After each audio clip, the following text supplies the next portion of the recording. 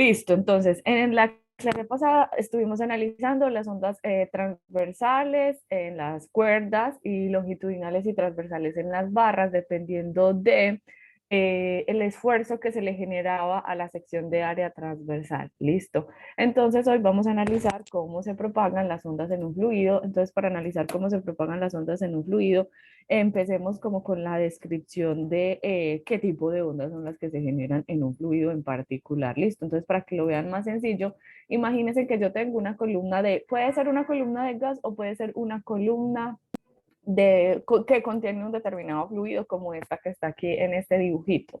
Supongan, por ejemplo, que es el dibujito que siempre toda la vida les he mostrado, que esto es una jeringa y que esta es la tapa de la jeringa en una esquina, la tapa de la jeringa en la otra esquina. Imagínense que yo tengo aquí un pistón y que con este pistón yo le puedo pagar esta vaina, no sé, a un generador externo para que realice un movimiento armónico, ¿cierto? Periódico, así como el que realiza acá ahí no se puede, como el que realiza aquí la cuerdita, sí o qué, pero aquí en esta cuerdita, ay, mira que eran los dibujitos, el generador externo es este oscilador, sí o qué, que va pegado a la energía y que este man le entrega la energía suficiente a la cuerda para que se pueda ¿qué? Para que se pueda generar como tal la onda, ¿cierto? Entonces, con esto, yo voy a suponer que hago lo mismo en este sistemita que hay acá, que genero la onda, le conecto a esta vaina a un generador externo y que por lo tanto genero la perturbación en este sistemita en particular.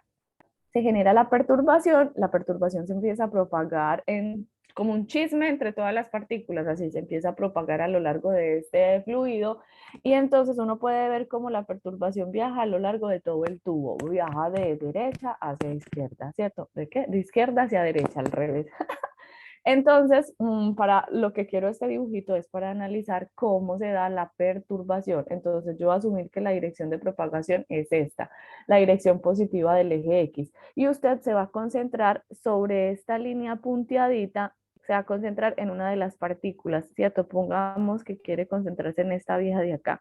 Entonces, usted se va a concentrar en esta señorita que hay acá, ya viene, ¿sí o qué? Se devuelve, viene, se devuelve, viene, se devuelve. Ella hace este movimiento. Entonces, esta es la dirección de propagación, esta es la partícula que usted está seleccionando. En un lado ella viene para acá y en un lado ella viene para acá. Y lo que ella se desplaza de su posición de equilibrio es lo que nosotros definimos como la función de desplazamiento. Entonces, esa función de desplazamiento es paralela a la dirección de propagación y por lo tanto eso es lo que define una onda longitudinal. ¿Listo? Entonces, esto que se genera en un fluido, o usted puede pensarlo también como una columna de gas. La diferencia van a ser pues que en los fluidos las partículas están más pegadas y en los gases las partículas están más separadas. Pero de todas formas son partículas unidas a través de resorticos, ¿sí o qué? Entonces, tanto en los gases como en los fluidos, las ondas que se propagan son longitudinales. Entonces, esas ondas longitudinales son las que nosotros vamos a describir acá. Las ondas longitudinales vamos a estudiarlas en un fluido o en una columna de gas. Usted va a suponer que este elemento infinitesimal de masa que hay acá se perturbó, sí, o que salió de la posición de equilibrio, entonces que aquí hay una fuerza y que esa fuerza que ejerce el fluido es presión por área. ¿Se acuerdan de los fluidos o de los gases? Entonces esta fuerza es perpendicular a la sección de área transversal.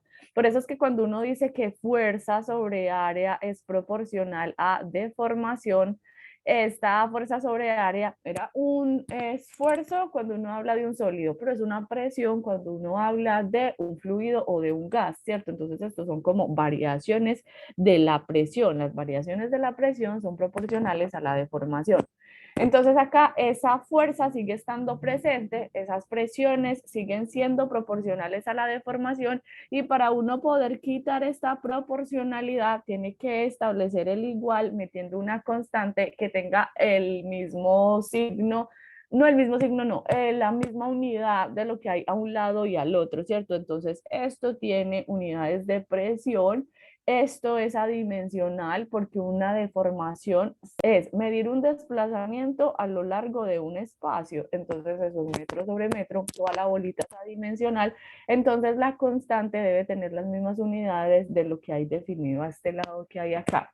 Entonces, eso quiere decir que esa constante es como la tensión en las cuerdas, el módulo de Young en las barras con ondas longitudinales, el módulo de corte como en las barras con ondas transversales, y a este señorito, que es un módulo de elasticidad, lo vamos a llamar el módulo volumétrico, ¿cierto? Ese módulo volumétrico se puede cuantificar en los fluidos en particular. Entonces, así como nosotros teníamos, por ejemplo, nosotros teníamos una tablita en la clase pasada, cancelar, una tablita en la clase pasada en la que veíamos, ¿qué cosa? En la que veíamos diferentes módulos, sí, o que el de Young y el otro. ¿A dónde es que está esa vaina? Entonces, en esa misma tablita, cuando uno habla de fluidos, esa señorita también aparece, ¿cierto? Entonces, por ejemplo, en verde está el módulo de Young, el que se mide cuando el esfuerzo se aplica normal.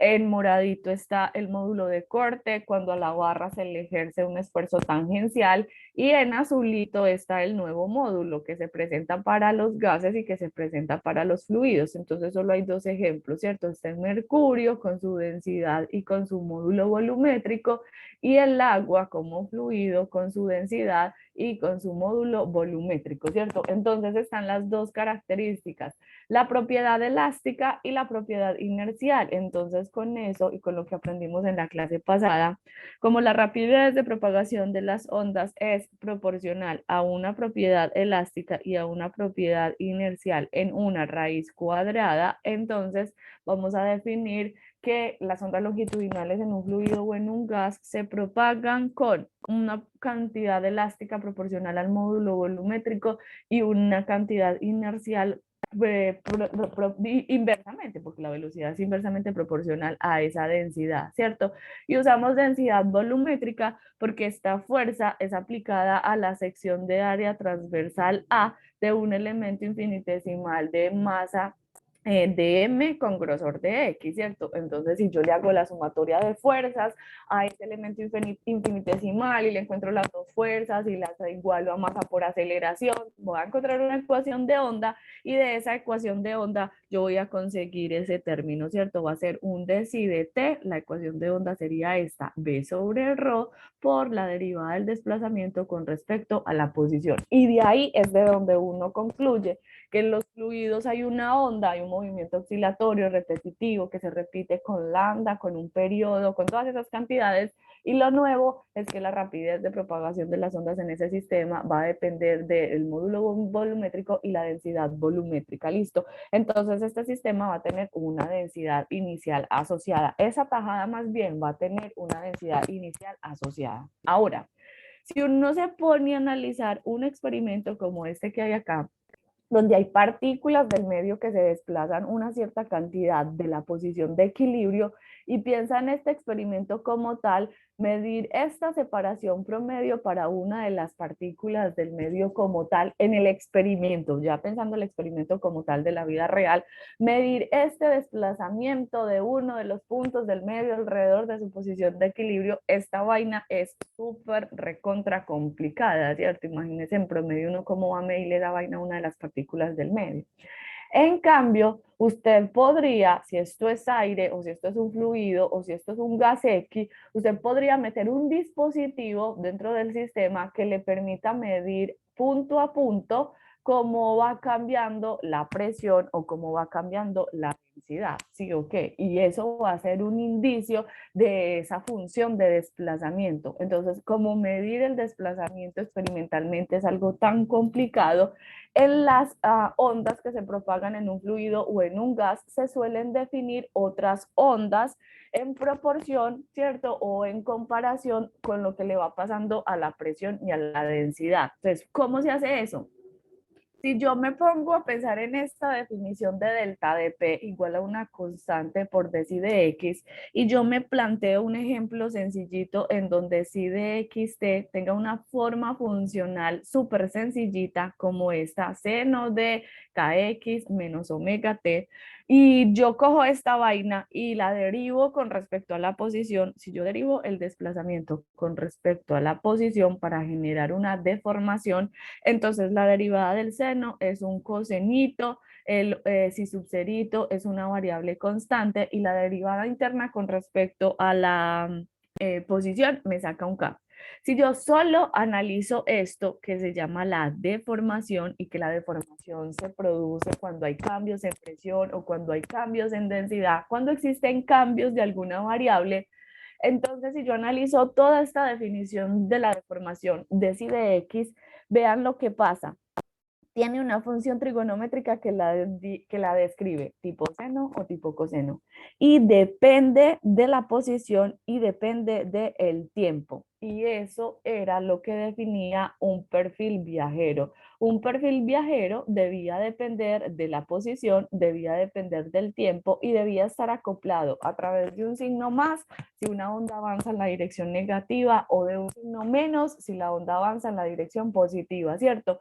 Y al final decidimos que este sí podía ser o la función tipo coseno o podía ser la función tipo seno y que dependía de las condiciones iniciales como lo analizamos en el ejemplito de la cuerda, ¿cierto? Entonces, si solo veo la deformación, sé que esa deformación genera un perfil viajero. Entonces, este perfil viajero yo se lo puedo colocar como perfil viajero a algo que yo quiera describir como en estos sistemas. En estos sistemas se presentan variaciones de presión y variaciones de densidad y a esas variaciones se les asocia una onda, ¿cierto? Entonces, ¿cómo se define la onda? Se coge la variación de la presión o la variación de la densidad y se analiza la deformación. La deformación es lo que causa la onda. Este decide X es lo que genera la onda, ¿cierto? O el perfil viajero, esa onda que depende de la posición y que depende del tiempo. Y para poder que tenga unidades de onda de presión o onda de densidad, entonces aquí adelante debe tener una constante que tenga las mismas unidades. Entonces, por lo tanto, el módulo volumétrico tiene unidades en el sistema internacional de pascales. Listo. Si uno quiere hacer esa demostración, coge el sistema, aplica conservaciones en este sistema, por ejemplo, conservación de la masa, porque el recipiente es así selladito para que no hayan fugas como tal, y si uno aplica la conservación de la masa, uno puede expandir un binomio de Newton y puede comprobar que sale aquí en esa expansión un signo negativo, listo, entonces nosotros simplemente vamos a decir que gracias a la deformación se presentan fluctuaciones presión y de la densidad y la forma en la que vamos a definir la onda de presión va a ser de esta forma, igual a menos b por la derivada del desplazamiento con respecto a x. Entonces, si yo me quiero construir la onda de presión que va a depender de la posición y del tiempo, entonces voy a tener que coger el módulo volumétrico y voy a tener que multiplicar esto por el deci de x. Entonces, en este ejemplito, por ejemplo, ¿cuánto me dio deci de x? Casi subserito por el coseno de kx menos omega t, ¿cierto? La derivada del seno es un coseno, pero con el menos de la definición del delta de p, esa vaina me quedó definida así de esa forma, listo. Esta onda es súper bonita porque este casi subserito se vuelve adimensional. K tiene unidades de metros a la menos 1 y si sub 0 tiene unidades de metros y metros por metros a la menos 1 me da adimensional, entonces esta vieja de aquí adelante en realidad es la que le pone las unidades a la onda de presión y como la presión se mide en pascales, entonces estas dos cositas deben tener las mismas unidades. Listo. Entonces, de esa misma forma se define la onda de densidad. Entonces, acá como eso es proporcional a la deformación, uno establece la igualdad y coloca una constante que diga que estas dos cosas son iguales. Entonces, a esta de acá la voy a llamar como la densidad inicial en la cual está la condición inicial del problema, la que le den. Bueno, que la densidad inicial del fluido es tanto, tantos kilogramos por metro cúbico, entonces esa sería la densidad inicial. Listo. Y también esta demostración sí es un poquito más complicada porque se expanden pero en series de Taylor y ahí me sale este signo negativo como de la definición de la onda, listo. Entonces si me construyo la delta de ρ, la onda de densidad, entonces es la misma vaina, tengo que colocar el casi sub cero porque el deci de x no cambia Entonces todo este término ya casi igualitico y vuelve y sucede que este b casi sub 0 se hace adimensional, da un número, ¿cierto? Un número que normaliza nada más, que me dice como la oscilación, si se hace más grande o si se hace más pequeño, pero el rho sub cerito es el que le va a dar las unidades a la ondita que uno está definiendo aquí adelante, listo. Entonces estas ondas son súper bonitas porque exhiben unas características todas bárbaras. Como ambas tienen este signo negativo y esta función cosenoidal, un signo negativo y esta función cosenoidal, lo único que las va a hacer diferente va a ser este número. Inventemos, supongamos que esto es un 10 y supongamos que esto es un 15. Entonces en una onda usted va a tener un 10 menos 10 coseno de A y en la otra onda se va a tener un menos 15 coseno del mismo A. Entonces esas dos onditas van a ser como súper parecidas. Se propagan sobre el mismo eje, se propagan sobre la misma dirección, se propagan con la misma frecuencia, se propagan con la misma función, porque es un menos coseno, es la misma función. Entonces, si usted quisiera pintar la oscilación, solo la mera oscilación a lo largo del eje de propagación, usted tendría que pintar un menos coseno, ¿cierto? Los menos cosenos arrancan desde abajo, ¿cierto? Entonces, esta sería la oscilación. ¿Cuál sería la diferencia entre las dos ondas? Que una tiene un menos 10 y que la otra tiene un menos 15, ¿cierto? Entonces, en el eje, las amplitudes van a ser diferentes, inclusive van a ser re diferentes porque una amplitud va a tener unidades de pascales y la otra amplitud va a tener unidades de densidad. Pero si usted compara oscilaciones, las oscilaciones van a ser igualiticas, ¿cierto? Si una sube, la otra sube, si una baja, la otra baja, si una arrancó de la parte negativa, obvio, la otra arrancó de la parte negativa, si una está subiendo para la parte positiva, la otra está subiendo para la parte positiva, y se tienen que anular al mismo tiempo, porque es el mismo coseno, lo único que es diferente es la amplitud. Cuando las gráficas son así igualiticas, un punto de una gráfica en el cero va a estar sobre el mismo punto de la otra gráfica en el mismo cero, ¿cierto? Entonces, por ejemplo, si ese punto rojo representa un punto en cero para la gráfica roja, si yo le pongo a la gráfica azul un punto sobre el cero, tendría que tachar el mismo punto rojo, porque esos dos puntos serían indistinguibles porque las dos ondas al mismo tiempo se anularían, ¿cierto? Cuando eso sucede, eso quiere decir que un punto del medio, cuando hace la oscilación, si está aquí para la curva roja, está aquí para la curva azulita. O si está aquí para la curva roja, está ahí para la curva azulita, ¿cierto? Están los mismos puntos. Los puntos como que se repisan. ¿Y cómo se repisan? Entonces a eso se le llama la fase. Los puntos están igualititos, están en fase, son completamente igualiticos. Entonces por eso esas ondas son tan sabrosas, porque cuando uno estudia los fluidos, en los fluidos simultáneamente se propagan tres onditas, listo, siempre se propagan tres ondas. ¿Cuáles son las tres ondas que se propagan? Las ondas de presión, las ondas de desplazamiento y las ondas de densidad. Todas se propagan simultáneamente en un fluido. Entonces los fluidos son la locura porque siempre van a existir tres ondas propagándose, desplazamiento, presión y densidad. Dos muy parecidas y una súper diferente, ¿cierto? ¿Cómo que una súper diferente? Sí, mire que si usted quisiera comparar este señorito y este señorito con el signo menos y con el signo menos son súper parecidos. Pero si yo comparo presión con seno o densidad con seno, ahí sí es súper diferente. Un cos y un seno son súper diferentes, ¿sí o qué? Entonces esas dos funciones, como nos enseñaron en álgebra, el seno y el coseno, cuando usted tiene ondas, una que se describe con seno y la otra que se describe con coseno, sin importar si es más menos o menos más o como sea, se también aplica con más menos o menos más. A eso, la distancia que hay entre curva y curva es una distancia de pi medios, ¿cierto?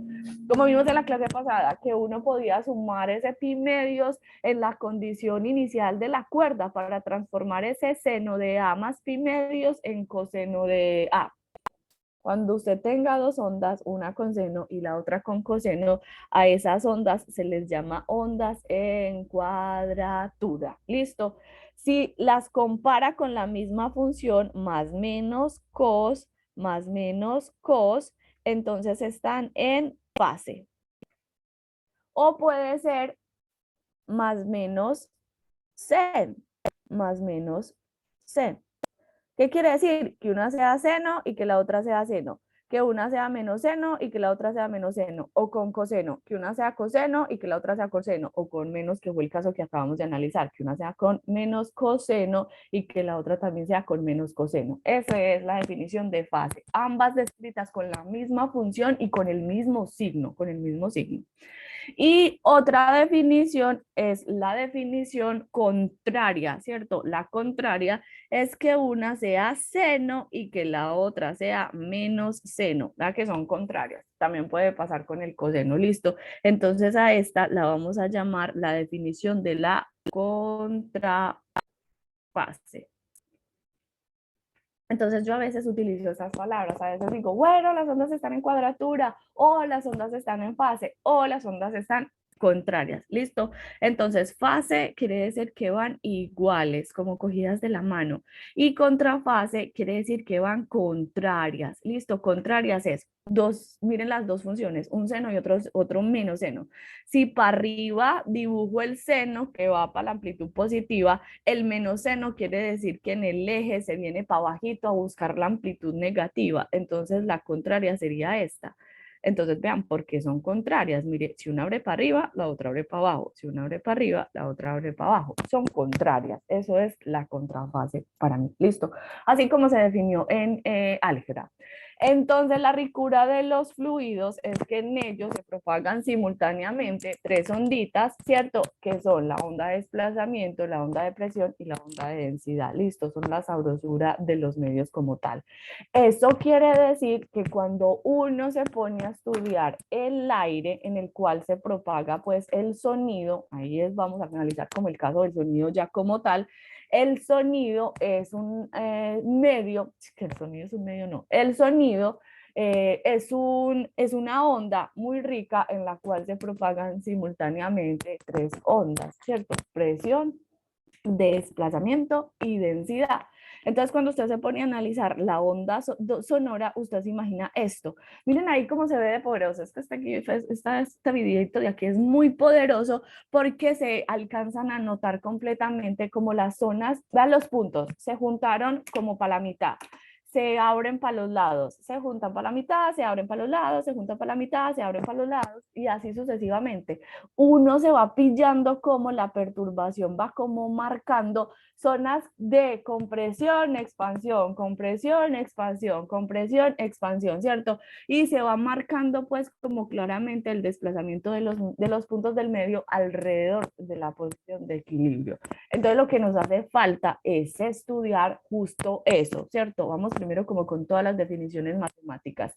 Nuevas de los fluidos, forma de la rapidez de propagación. Cosa nueva en los fluidos, existen tres nuevas ondas: presión, densidad y normal, el desplazamiento. Este es un ejemplo, ¿cierto? ¿Por qué? Porque el desplazamiento que usted crea o que usted genera en una onda depende de las condiciones iniciales. Por ejemplo, si hubiera sido no una cuerda, lo que analizamos la clase pasada, sino un fluido, acuérdense que en la clase pasada nuestra onda quedó aquí enmarcada con un coseno, entonces esa sería la función que yo tengo que derivar para construir delta de P y delta de Rho. ¿Listo? Entonces, no es que esta sea la forma normal que usted siempre debe tomar para el desplazamiento. Esta es la normal si usted en un problema no le dan condiciones iniciales, ¿cierto? CI significan condiciones iniciales, pero si a usted el problema le asegura unas condiciones iniciales, entonces con esas condiciones iniciales usted debe armar su función de desplazamiento. ¿Listo?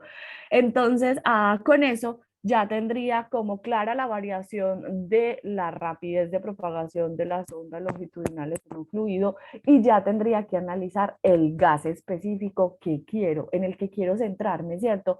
¿Cuál gas quiero centrarme? Quiero centrarme en el aire. Entonces, si uno se ponía ahí a buscar el aire, entonces la Wikipedia le dice, hey, mira, el aire se deja modelar como un gas ideal. Y en los gases ideales, acordate que se cumple la ecuación de P por B igual a nRT, ¿cierto? R, constante universal de los gases, presión, volumen y temperatura, variables termodinámicas.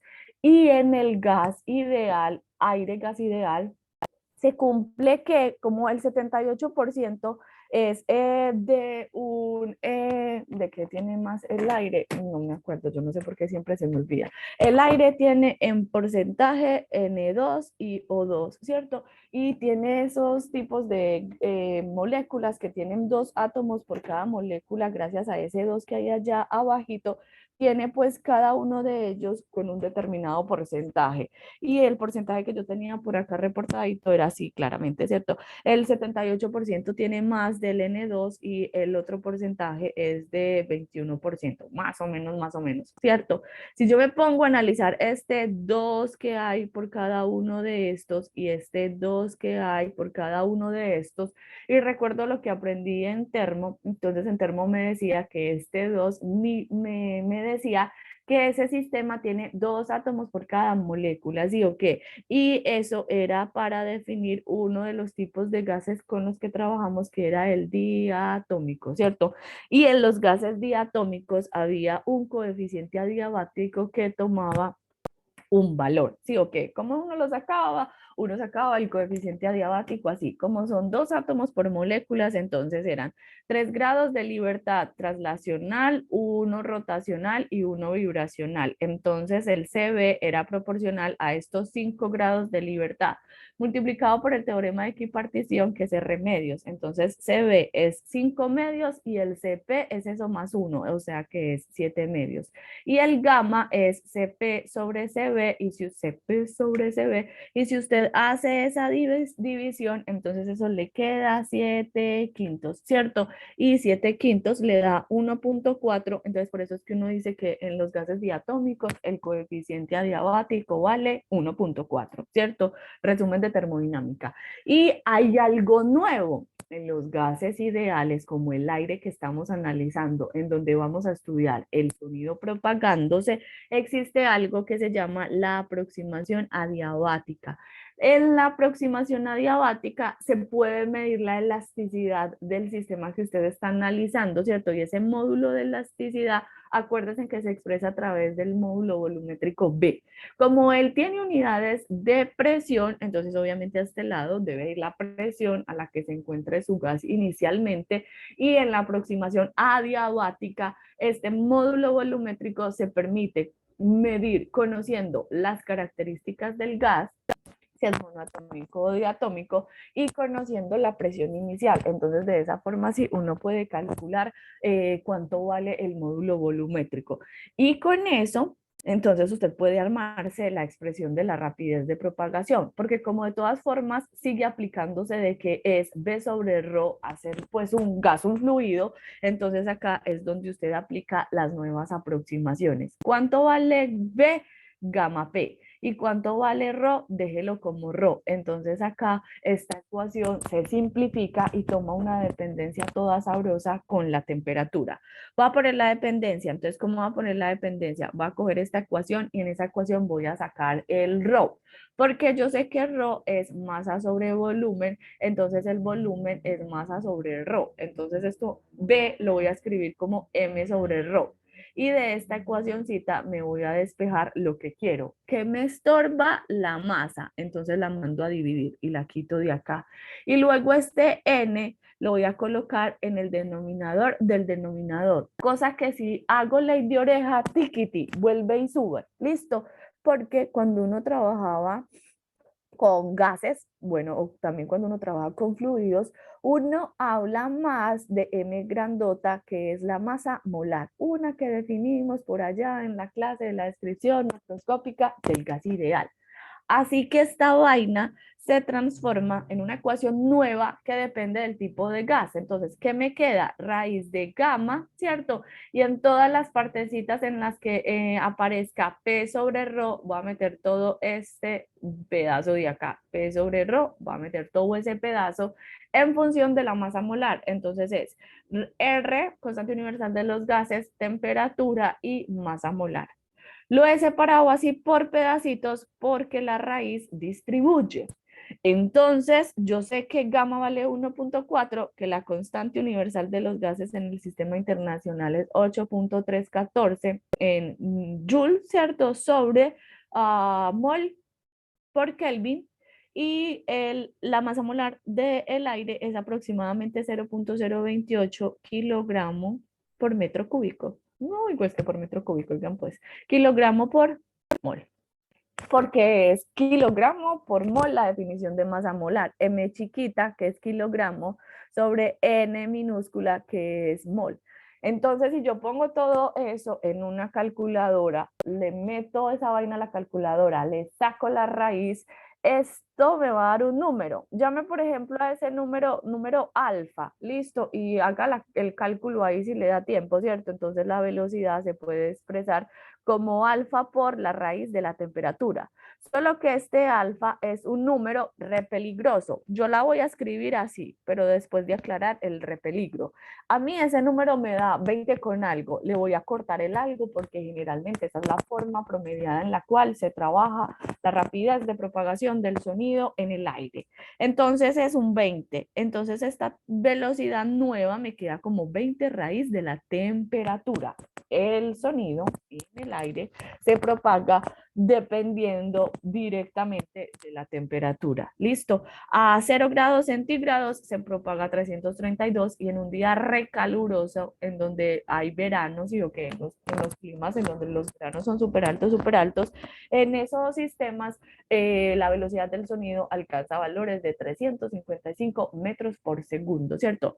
A 0 grados centígrados la velocidad no es cero, porque es que 0 grados centígrados no es del sistema internacional. Usted tiene que pasar esto al sistema internacional para poder determinar una velocidad. Ejemplo, suponga que su temperatura es de 19, no vamos, ahí está el de 19 y 20, es de 16 grados centígrados, entonces usted quiere saber a cuánto viaja el sonido, entonces usted ¿qué hace? Coge 16, no le saca la raíz cuadrada y lo multiplica por 20, no, coge 16, le suma 273.15, le saca ahí sí la raíz cuadrada y eso lo multiplica por el 20 de afuerita, ¿cierto? Entonces esto le da 340.088 metros por segundo. Acuérdense que nuestro parcial va a ser virtual, que usted va a tener que reportar valores numéricos como se los expliqué en la clase pasada. Entonces vamos a recordar siempre separador punto, porque el Moodle que tenemos allá no admite la coma y vamos a usar como siempre 3 decimales, listo, para que la tolerancia del Moodle haga lo suyo y se lo califique manualmente y usted no le saque esa vaina un error y tenga que esperar a que le escriba a la profe y que la profe le haga la respectiva corrección, listo. Entonces en el sistema internacional la velocidad me dio metros por segundo. Esto, si usted cae en el error del horror de la constante en verde, pensaría que esto solo tiene Kelvin a la 1/2, ¿sí o no? Porque ahí quedó 20 por la raíz de la temperatura. Pero fue que se le olvidó que este alfa vale 20, que en el sistema internacional trae las unidades de la raíz cuadrada de Joule sobre mol por Kelvin sobre kilogramo por mol, que todas esas unidades se simplifican y se cancelan para dar metro cuadrado sobre segundo cuadrado, que está entre una raíz y que cuando uno saca esa barricadita, eso le queda metros por segundo y le queda también abajo en la temperatura, le queda la temperatura Kelvin, como está dentro de una raíz, yo lo voy a colocar así, a la 1/2. Entonces ese 20 trae consigo unas unidades re bárbaras para que este Kelvin a la 1/2 se cancele con este Kelvin a la 1/2 y su unidad le dé normalita en el sistema internacional de metros por segundo, listo. Pero eso sí, sabiendo pues que usted la temperatura la debe meter del sistema internacional, o sea que le tiene que sumar esos, ¿cuántos es que fueron? 273.15 para poderla convertir. Listo. Entonces ahora con eso ya me quedaría pues como la última dependencia, En el aire, el sonido se propaga a 20 raíz de t, es directamente proporcional de la temperatura y esta sería como la última formulita que necesitamos para nuestra colección de formulitas de diferentes formas que toma la rapidez de propagación de las ondas. Listo, entonces la voy a en rectangular. De acá necesito esto. Ah, sí, si de pronto tuviera otra cosa, otro tipo de gas, podría ver si ese gas es ideal y hasta acá se cumple. Entonces hasta acá yo podría decir que este es como un alfa del gas y que usted ahí tiene que analizar cuál es el gamma de su gas, si es monoatómico o si es diatómico. Es como si es ideal, R sigue siendo pues para los ideales. ¿Y cuál es la masa molar de su gas ideal? De esas ecuacioncitas y de esta demostración que tomamos, usted puede tomar varios pasitos y ya ver si en el ejemplito le dicen con qué tipo de gas está trabajando. Si le dice que eso es aire o que eso es sonido, que le están hablando de un pájaro gritando, de un diapasón que está sonando, de una flautica que está sonando, una guitarra que emite un sonido, algo así normal, pues ese normal es un sonido que viaja normal en el aire. Entonces usted de una hágale, agarre el 20 raíz de 3 para 20 raíz de 3, raíz de la temperatura para trabajar, listo, siempre asuma esa vaina pues como conocida. Entonces, esta para sonido, esta de acá para el caso súper general de un fluido o un gas, sí o qué. Y los que aprendimos la clase pasadota, ¿cuáles aprendimos la clase pasadota? ¿Dónde está? Bueno, lo borré, pero por acá debe estar. S sobre ρ para o barras con ondas transversales, Y sobre ρ para barras con ondas longitudinales y el sabroso de la clase de la tensión, raíz de T sobre mu para las ondas transversales en una cuerda. Entonces esta bolita de acá son todas las cantidades que conocemos. ¿Y okay, cuáles son las cantidades que conocemos? Conocemos módulos elásticos, T, Y, S y B. Y módulos, perdón, propiedades elásticas, sí, son módulos de elasticidad, T, Y, S y B. Y propiedades inerciales, mu y ρ, solo conocemos esas dos. Listo. Entonces, todo esto que hay acá resume lo que usted debe saber en los medios mecánicos que vamos a estudiar. Listo. ¿Dudas hasta este pedacito? Como para no hacerlo muy demostrativo, muy demostrativo. Esto es todo lo que usted necesita saber de los medios mecánicos. Profe, a la temperatura en grados se le suma 273 de Kelvin, ¿verdad? 273.15. Ok, ya, gracias. Listo. Y esa temperatura me queda en Kelvin. La temperatura en Kelvin, por allá en las fórmulas de termo está, es la temperatura en grados centígrados más 273.15. Y ya todo me queda en Kelvin. ¿Listo? Bien. Ahora, sigue la sabrosura, ¿sí o qué? Esta clase, acuérdense que es súper sabrosa. ¿Cuál es la sabrosura? Entonces ya tengo el sonido. Entonces imagínense que tengo una habitación en donde se genera un sonido, que me pongo a estudiar ese sonido y entonces al sonido se le entrega una energía. Lo voy a explicar para el sonido, pero eso pasa para cualquier onda. Ah, yo aquí le puedo poner escape y les puedo mostrar la otra onda que tengo. No, ¿cómo que no? Póngale pausa. La otra onda que tengo es esta, ¿sí o qué? Vean esto. Este agente externo es un oscilador armónico. Este man le entrega la onda a las partículas del medio, al medio, le entrega una energía necesaria para que en ese sistema la onda se pueda generar y se pueda propagar. El agente externo, ¿cierto? Entonces este agente externo entrega una energía y esa es la energía que nosotros vamos a estudiar acá en la descripción de las ondas. Esa energía nosotros la vamos a medir en joules, pero esa energía también la puedo cuantificar por unidad de tiempo. Y si uno cuantifica la energía por unidad de tiempo, habla de potencia. Joules sobre segundo son watts. Y los watts son la energía de la potencia. Entonces, resulta y sucede que nosotros tenemos que conocer esas variables, energía, potencia, y además de eso, yo podría coger este sistemita en donde estoy estudiando la onda sonora, la onda que estoy estudiando, y puedo trazar como un metro cuadrado. Entonces yo puedo estudiar en ese metro cuadrado cuánta energía por unidad de tiempo en ese metro cuadrado fluye. Y esa es otra nueva definición a la que vamos a llamar la intensidad. Bueno, es intensidad sonora cuando estudiemos sonido o una onda pues así como de sonido como tal. Pero estas tres variables existen en las otras ondas mecánicas y las tenemos que conocerlas porque tenemos que relacionarnos con ellas. Entonces acá las vamos a definir. Para definirlas voy a empezar pues como el título es energía, pero es energía que se cuantifica de diferentes formas. Energía por unidad de tiempo, energía por unidad de tiempo y por unidad de metro cuadrado, y así construyo esas tres definiciones. Voy a hacerlo en el medio más fácil que nos quede como para demostrar esta vaina. Viene una demostración súper aburridita, pero párele en bolas como a la información de la física que trae la información. ¿En qué sistema lo voy a analizar? Va a analizar una onda que se genera a lo largo del eje X, va a coger este elemento infinitesimal de masita y lo voy a dibujar en la condición desplazado de su posición de equilibrio, como para estudiar la cuerda. A mí la cuerda es el ejemplo más fácil. Cojo la cuerda, la saco de la posición de equilibrio y en la posición de equilibrio le estudio la fuerza restaurativa. La tensión, jala, empuja, saca al elemento infinitesimal de su posición de equilibrio y hace que él describa un vaivén alrededor de abajo, que es la posición de equilibrio.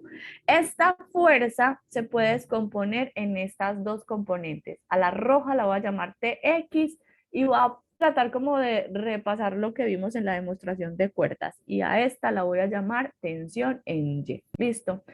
Entonces, ¿de qué va a constar esto? Va a constar de colocar el trabajo para describir la energía. ¿Listo? ¿Por qué? Usted sabe que la energía solita se mide en joules. Pero si usted coge la energía y la divide por unidad de tiempo, entonces usted construye joules por segundo y los joules por segundo son la unidad watt. Entonces, la energía yo la puedo cuantificar a través del trabajo y el trabajo es fuerza por desplazamiento. Ahora colocar esto en función de lo que nosotros sabemos. Usted tiene un desplazamiento que marcan los puntos del medio alrededor de la posición de equilibrio y yo se los voy a pastelear a través de esta línea gruesa punteada. En esta línea gruesa punteada, esta señorita sale de la posición de equilibrio y hace este desplazamiento. Este es el desplazamiento que nosotros medimos. Y nosotros lo medimos a través de la señorita, sí, legalmente ella forma un campo vectorial, legalmente ella debería tener un vector ahí arriba, listo. Entonces acá va así. Y la fuerza que realiza trabajo es una de las dos que hay ahí, o es la roja o es la azul. El producto punto indica que hay un coseno. Si el coseno es cero, esto es diferente. Si el coseno entre las dos fuerzas forma un ángulo cero, el coseno de cero es 1, entonces esto es diferente de cero, sobrevive. Pero si las dos fuerzas son perpendiculares, el coseno de 90 no sobrevive y todo el trabajo me da cero. Por eso es que en mecánica nos decía, la fuerza paralela al desplazamiento es la que sobrevive, la fuerza perpendicular al desplazamiento es la que se muere. Entonces, en mi problema, ¿quién se muere? ¿Quién no hace trabajo? Esta señorita, porque esa línea siempre es perpendicular al desplazamiento. ¿Al desplazamiento de quién? De esa particulota, de esa porción del lazo. El lazo sube, baja, y ese sube, baja siempre va a ser perpendicular a la T en X. Entonces, por eso T en X no realiza trabajo porque sería justo coseno de 90 y coseno de 90 me daría 0 cuando usted ponga ese trabajo como la magnitud del primero por la magnitud del segundo por el coseno que hay entre las dos cantidades, la T en X y sí, que es el desplazamiento. Por eso, La única fuerza que hace trabajo es la T que está a lo largo de Y. Entonces, si yo descompongo esto, ya con las componentes vectoriales, las dos señoritas van a hacer un coseno diferente de 0, va a darme un 1, la tensión legalmente está para abajo, entonces esto me va a quedar como T en Y por el desplazamiento. Ese va a ser mi trabajo. Entonces, ¿cómo me voy a construir la definición de pote, que para nosotros va a ser potencia? Lo voy a escribir pote porque arriba tengo P y P es presión. Pote va a ser trabajo por unidad de tiempo. Pero el trabajo por unidad de tiempo, así como lo hicimos aquí arriba en esta ecuacioncita que teníamos un gas ideal, yo hice la demostración completa porque me basé en fluidos. Pero cuando analizamos los fluidos, en los fluidos, yo me coloqué a analizar los fluidos cogiendo un elemento infinitesimal de masa, caramba, y en ese elemento infinitesimal de masa, yo me puse a estudiar una tajadita, entonces cogía la tajadita con un grosor infinitesimal, la sacaba de la posición de equilibrio, todo lo hacía en elementos infinitesimales, listo. Entonces, en fluidos cogí un elemento infinitesimal, aquí en el gas hice el estudio en un elemento infinitesimal y luego generalicé, y acá en este sistema cogí un elemento infinitesimal, ¿cierto? Entonces, en ese elemento infinitesimal es que, voy a acercar porque yo soy como ciega, es que estoy haciendo la descripción. Entonces esta vaina es infinitesimal para el trabajo, infinitesimal para el tiempo, listo. Entonces eso quiere decir que yo a este dW le voy a colocar un D de T, listo. Entonces acá en estas cosas voy a empezar a mover vainas. La tensión en Y es constante. ¿Quién depende de la posición como para poder decir que cuando yo aquí adelante coja y opere con el operador DDT, se lo tengo que meter a esta señora que depende de la posición y que depende del tiempo? Entonces, la definición de mi pote se va a transformar en un menos TY que saqué como constante, y el DDT lo coloqué a operar sobre sí, que depende de la posición y del tiempo. Esta pote me queda así, y esa pote a uno le preocupa. ¿Por qué le preocupa? Porque uno necesita saber cómo está descrita así para poder ver las variaciones a lo largo de T. Inventemos. ¿Qué vamos a inventar? Que yo tengo una función de desplazamiento para describir esta onda. Supongan que es un psi subserito que tiene un seno de kx menos omega t. Menos porque la onda se propaga a lo largo de la dirección positiva del eje x. Legalmente, la verdad, no me va a importar si esto está descrito con un seno o si esto está descrito con un coseno. ¿Por qué? Resulta y sucede que yo acá voy a encontrar una variable, y la variable va a tener variaciones. No me interesan las variaciones. Yo quisiera estar en un laboratorio y en ese laboratorio poder determinar una constante que me dé un número asociado a la energía, ¿cierto? Entonces, ¿qué voy a hacer? Yo voy a utilizar ahorita la definición de lo que a mí en estadística me enseñaron para un promedio. Los promedios son sumas y las sumas se representan a través de integrales. Entonces yo voy a promediar entre 0 y el periodo. ¿Por qué voy a promediar entre 0 y el periodo? Porque acá voy a tener funciones trigonométricas armónicas periódicas. Entonces el periodo, sea del seno o sea del coseno, va a ser de 0 a 2pi, siempre de 0 a 2pi. ¿Listo? Entonces voy a promediar y voy a definir y voy a recortar la definición del promedio de el coseno cuadrado de teta de teta. Y si pongo seno, me va a salir un coseno cuadrado, pero si pongo el coseno, acá me saldría un seno cuadrado de teta, pero ese promedio va a dar lo mismo, listo.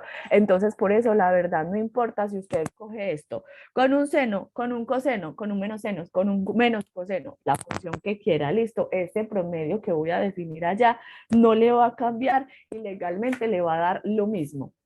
Entonces, cuando uno promedia, Usted quiere saber la edad promedio del salón. ¿Qué hace? Pregunta todas las edades, suma y promedia, listo, y luego promedia todas las edades. Entonces aquí todas las edades serían el periodo. Entonces un promedio se define así, como un valor, una integral promediada al valor del periodo. Si uno quisiera hacer toda esa integral, lo haría como en los viejos tiempos, colocando el coseno o el seno cuadrado en función de las funciones dobles. Entonces esas funciones se pueden expresar, un coseno cuadrado se puede expresar como 1 más el coseno de 2 teta y un seno cuadrado como 1 menos el coseno de 2 teta, y esta vaina viene dividida sobre 2. Entonces yo a partir de esta vaina sobre 2, para que usted recuerde bien fácil esta vaina. Entonces, si usted quiere realizar la integral del coseno cuadrado del seno cuadrado, puede realizar la integral de teta de toda esta misma vaina, repartir, integrar y calcular. Listo. ¿Cuál no voy a calcular? No voy a calcular la integral del coseno de u, porque cuando uno integra más o menos el coseno de u le da menos más el seno de u. Y si usted coge el seno y lo evalúa entre 0 y 2pi, el seno de 0 le da 0 y el seno en 2pi vuelve y le da 0.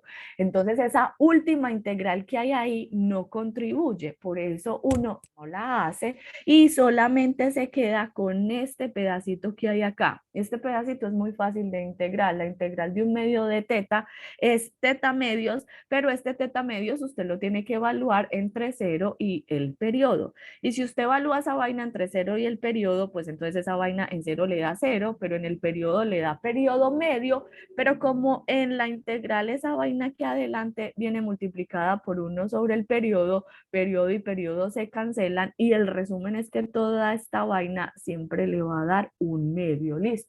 Entonces jamás lo olvide, el promedio de esa función trigonométrica tipo seno o tipo coseno cuadrado siempre le va a dar un medio. Entonces por eso a usted no le importa legalmente en este ejercicio si utiliza una condición seno o si utiliza una condición coseno. Listo. Listo. Después de todo ese resumen de estadística y de cálculo, ese valor de un medio yo lo voy a utilizar ahorita, entonces lo voy a meter así maravillosamente a la mano de una. Táquete, un medio. Voy a coger entonces si de xt. ¿Esa vaina para qué sirve? Yo necesitaba así de xt porque me aparece una derivada a lo largo del tiempo, ¿cierto? Entonces, derivo con respecto al tiempo. Si sub 0 constante, derivada del seno, coseno de kx menos omega t. Derivada interna con respecto al tiempo me saca menos w. Táquete. Meto esa vaina en pote. ¿Cómo me queda entonces pote? Pote me queda menos. Con este menos de aquí adelante, más omega ty derivada de sí con respecto a t, si sub 0 por el coseno de kx menos omega t. Listo, quedó. Eso todavía sigue siendo horrible porque necesito ty. Entonces, recordéis, en la clase pasada, donde definimos las ondas en las cuerdas, aquí había un tetica y los teticas se pueden calcular como tangentes de teta. Las tangentes de teta son, usted tiene ese triángulo rectángulo acá. Cateto del ángulo opuesto legalmente es el azul. Este pedacito es el azul que es el ty. Entonces es ty. Sobre cateto adyacente, tx. Pero en la clase de ondas en cuerdas quedamos que a lo largo de x la tensión siempre permanecía constante.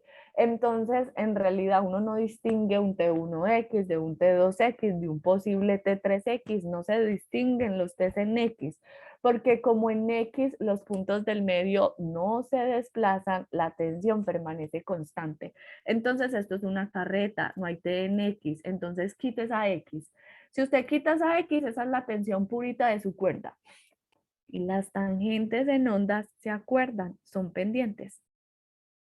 Entonces usted puede coger de acá y despejarse T en Y como T por la derivada del desplazamiento a lo largo del X. Ah, qué vaina. O sea que usted aquí en pote debe colocar omega debe colocar t y debe colocar la derivada del desplazamiento, pero a lo largo de x. Entonces le hace falta ese tramito, ese tricito. Usted ahora tiene que coger deci de x, ¿sí o qué? Entonces vamos a construirnos aquí el deci de x para arrastrarlo y colocarlo en esa fórmula que estamos tratando de construir.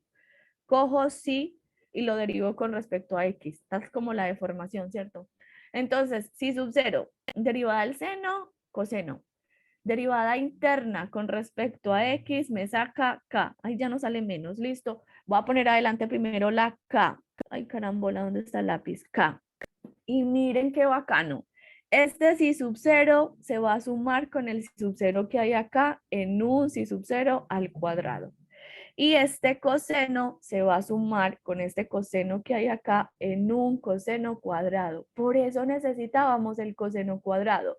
Y si ahí en vez de tener un seno hubiera tenido un coseno para derivarlo, me sale un seno y entonces el seno sería el que me queda al cuadrado, pero el promedio del seno y el coseno da la misma vaina. ¿Cuánto valen? 1, 1 sobre 2. Entonces, ¿qué hago con esta vaina? Promediamos. Entonces, ¿qué valor nosotros vamos a medir de energía? Obvio, una energía promediada. Uno no mide una energía instantánea, uno mide una energía promediada de la energía. Y como de la energía se deriva de la potencia, y como de la potencia se deriva la intensidad, de la intensidad. Todos los valores que vamos a definir a continuación son promediados. Entonces, tenga la definición. ¿Cómo es la definición pote promediada? Un medio de omega t k si sub 0 al cuadrado. Esto es todo bonito. Las energías generalmente son proporcionales a las amplitudes al cuadrado. En los resortes, en la cinética, vean, en las ondas también se sigue cumpliendo eso. Es proporcional la energía a la amplitud de la onda al cuadrado. Ese término no me gusta. ¿Por qué no me gusta? Porque es para los medios en los cuales existe la tensión. ¿Cómo cuáles? Como la cuerda. ¿Siempre voy a tener cuerda? No, usted puede tener otros medios. Entonces, ¿yo qué quiero? Quiero darle a usted una definición que le sirva para cualquier sistema en particular. Por eso voy a coger T, K y omega y lo voy a simplificar para reescribirlo en una fórmula súper bonita para la pote, que es con la que usted siempre va a trabajar, listo. Si subterito no cambia, entonces ese sí queda igualito porque todas las ondas presentan desplazamiento máximo en una barra, en una cuerda, en un fluido, entonces esa existe siempre. Cojo T, K y omega y lo voy a transformar. El omega lo voy a dejar quieto. El K por V es igual a omega. Si me despejo de ahí el K sería omega sobre V. Transformé K. Y voy a transformar la tensión diciendo que la rapidez de propagación de las ondas en las cuerdas es raíz de T sobre mu. ¿Listo?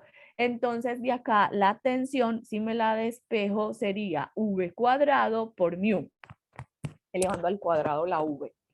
Pero mu no me gusta, pero de la clase pasada de cuerdas aprendimos que mu y rho no son iguales, sino que se relacionan a través del área. Entonces mu es rho por A.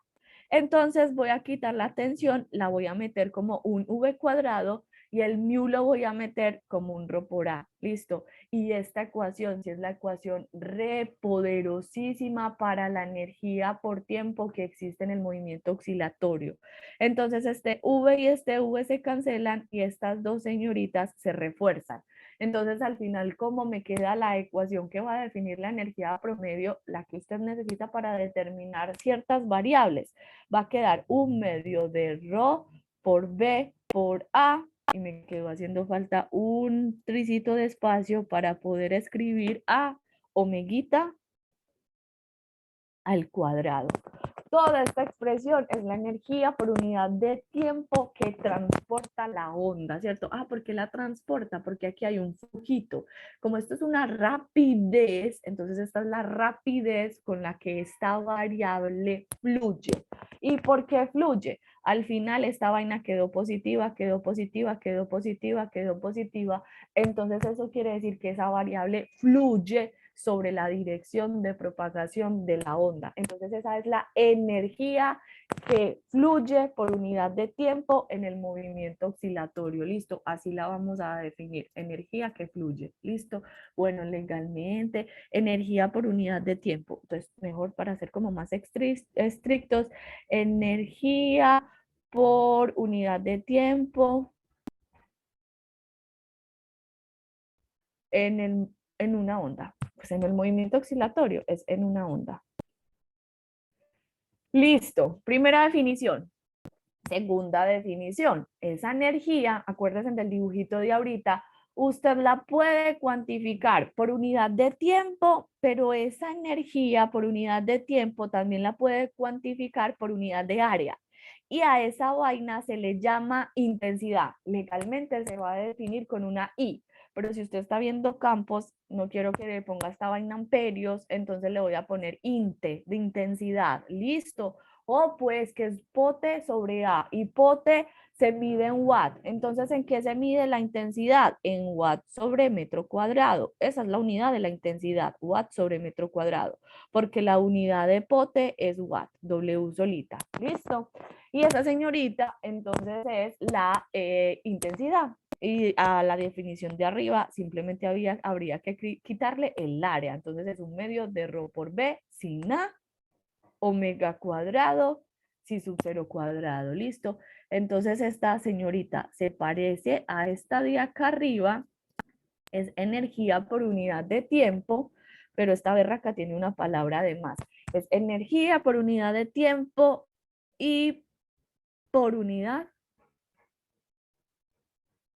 de área, ¿cierto? Y resulta y sucede que todavía hay otra cosa más loca. Hace mucho tiempo, sí o que uno empezó a transformar las variables como midiéndolas en cosas que sean más sencillas. Resulta y sucede que cuando uno mide la intensidad sonora, esa intensidad que se mide en watts sobre metro cuadrado, esa intensidad toma valores muy chiquiticos para el oído humano. Hoy vamos a hablar de humanos, ¿cierto? También vamos a hablar de animales, pero no conocemos los umbrales de esos animales. En los humanos, los umbrales, el umbral que se conoce como el umbral de audición, donde usted empieza a escuchar, se da allá abajo, en esa intensidad. No sé si la alcanzan a pillar, pero es súper chiquitica. Es 0.0000000, una cosa re bárbara. Y las intensidades en las cuales están nuestros sonidos, los cotidianos, toman unos valores así como los que se muestran en esa escala roja, muy chiquitos, muy chiquitos. Esos valores obviamente tienen un significado físico, pero para poder hablar de ellos son muy pequeños. Y para poder notar los cambios, entonces uno tendría que escribir muchas cifras después del punto, o sea, muchas cifras decimales, ¿cierto? Eso es muy aburrido, entonces un man superpoderoso por allá se le ocurrió la grandísima idea de meterle a la vaina los logaritmos en la base 10.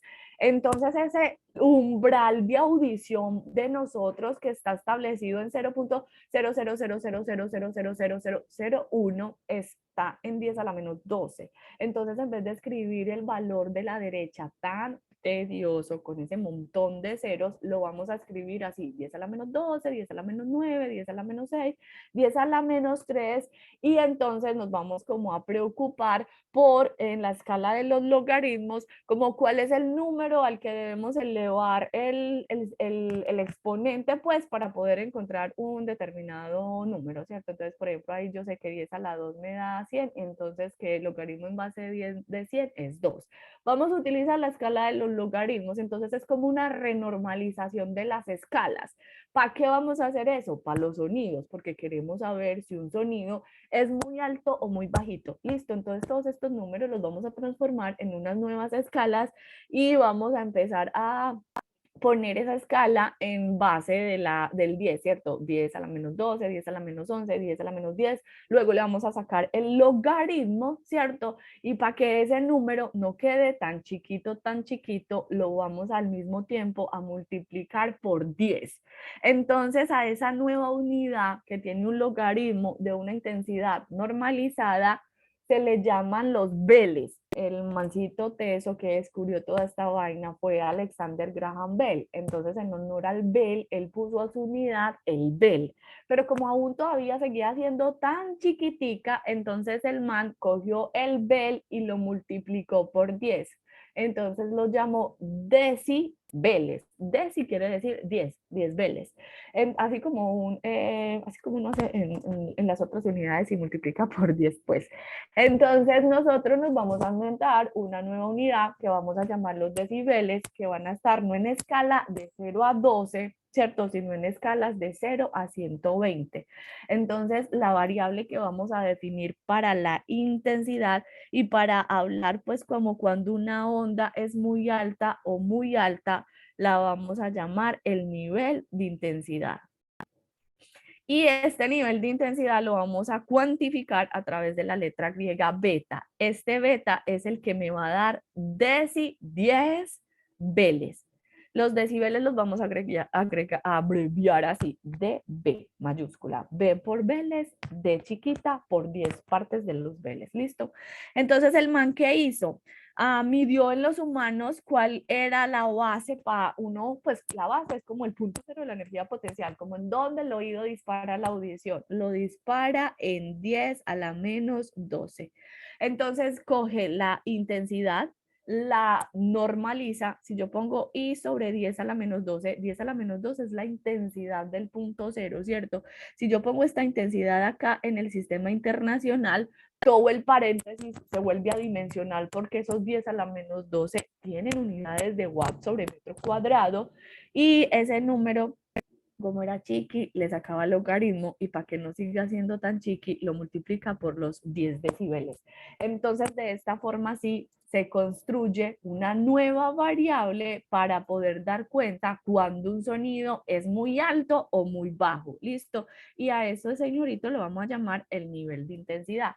Entonces, eso quiere decir que, por ejemplo, cuando en un sistema se produce un sonido, cuando en un sistema, ay carambola, se produce un sonido, yo ese sonido lo puedo producir con una cierta potencia. Yo no, bueno, yo también, yo produzco un sonido con una cierta potencia. Ese sonido, mi potencia es constante.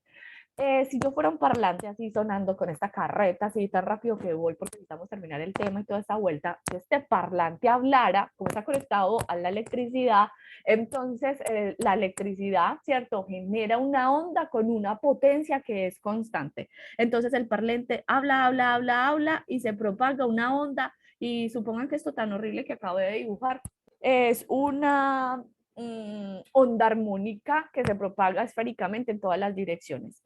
Entonces, a esta distancia R1, una personita escucharía un sonido con una cierta intensidad y a ese sonido se le asociaría una intensidad y se le asociaría un beta. Si yo estuviera interesada en estudiar la intensidad a ese sonido, entonces esa intensidad sería la pote sobre el área del sector esférico de esa onda esférica que le llega a esa personita, ¿cierto? Entonces esa área sería 4pi r cuadrado. Entonces esta intensidad en un concierto, por ejemplo, sería inversamente proporcional a la distancia. Por eso es que en los conciertos, a medida que usted se aleja de la fuente, de la potencia no, de la fuente que se genera con una determinada potencia. Por eso es que acá la intensidad cada vez empieza a ser más bajita, más bajita, porque es inversamente proporcional a R. ¿Listo? Entonces, cuantificar eso con watts sobre metro cuadrado es como complicado. Los números son complicados, son muy chiquitos, ya vieron, de 10 a la menos 12, ¿cierto? Entonces no los vamos a cuantificar generalmente en eso, sino que vamos a hablar de ellos como hablando de qué tan intensos son, ¿cierto? Entonces, esos intensos o como el volumen, si usted lo quiere ver también así como el volumen, nosotros lo vamos a llamar nivel de intensidad y todos los sonidos tienen asociado un nivel de intensidad, dependiendo pues del sonido que uno genera como tal. Entonces, acá les voy a compartir sonido, aunque esa máquina allá afuera pues casi no deja escuchar, espero que ustedes sí. Les voy a compartir este sonidito para que ustedes más o menos se escuchen, ya no se piden ahí, se escuchen, como este termómetro. Es muy raro decir termómetro, pero ellos aquí lo llaman pues como el termómetro del ruido, y los ruidos están altísimos rojos y son tolerables verdes. Entonces van, aquí son muy altos, de 150 decibeles hasta 10 decibeles, listo. Exposiciones a los rojos prolongadas pueden dañar el tímpano, ¿cierto? Entonces, si el tímpano se daña, deja de oscilar y su escucha es deficiente. Amarillos mazo y verdes son los normales, ¿listo? Entonces, aquí vienen para que más o menos ustedes escuchen estos sonidos y se hagan como una idea de los decibeles, de cuántos son 150 decibeles, cuántos son 100 decibeles, así dependiendo de cómo va bajando esto, listo. Entonces ahí empieza con unos juegos pirotécnicos. Ay, qué tortilla.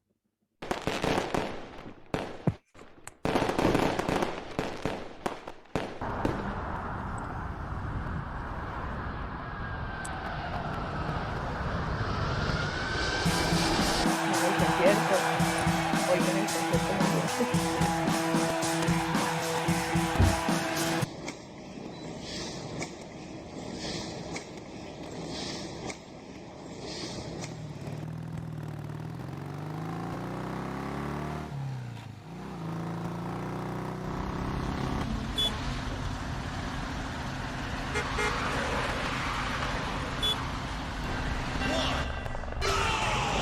Este desespera, a mí me estresa mis sobrinos cuando ponen ese play de como tengo Buenos horrible. días, ¿cómo está? Muy bien, gracias. ¿Y usted? Bien, Esta es gracias. una ¿Cómo se llama? conversación Me llamo normal, Rosa miren, ya García. ¿Y abajo a usted? Me verdecito. llamo Juan Este López. es súper bueno.